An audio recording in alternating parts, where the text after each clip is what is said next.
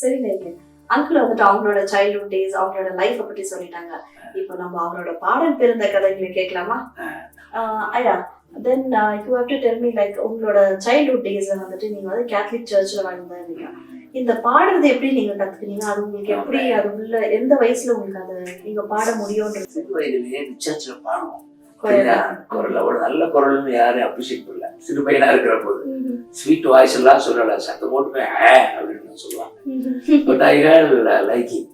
Cinema பாடம் அதை கேட்க ஆரம்பிச்சேன். உங்களுக்கு அந்த நாட்கள்ல உள்ள அந்த எம்ஜிஆர் பாடல்கள் தான் ரொம்ப கவலை. இந்த சமயத்துல தான் நான் பைபிள் காலேஜுக்கு போற நேரத்துல மியூசிக் கத்துக்கிற ஆரம்பிச்சேன். Western and Carnatic music.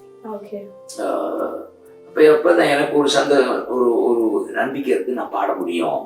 கொயர்ல வந்து என்னை அதிகம் என்கரேஜ் பண்ணாட்டாலும் எனக்கு ஒரு பாடணும் பாடிட்டே இருக்கணும்னு சொல்லி அதிகமாக சினிமா பாடல கேட்டுக்கிட்டே இருப்பேன்.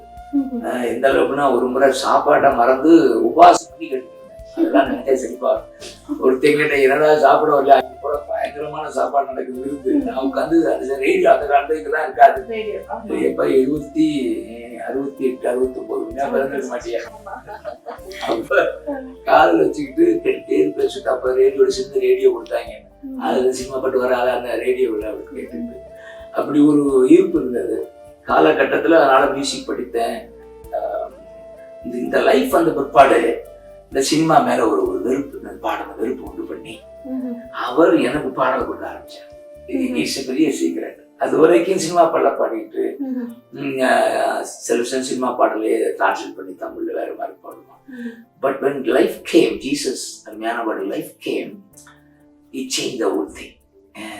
He began to make me, you are holy, I am holy, you are holy. You cannot sing any song, any song. So began to அப்பதான் இந்த ரீட் பண்ண ஆரம்பிச்சு. இந்த ரீட் பண்ணும்போது அப்போ பாடல் பிறந்தது. அது மாதிரி பாடல் ஏற்றுறது எனக்கு ஒரு திறமை இல்லை. ஜீசஸ் வந்த பின்னாடி தான் ராகங்களை உருவாக்குறாரு.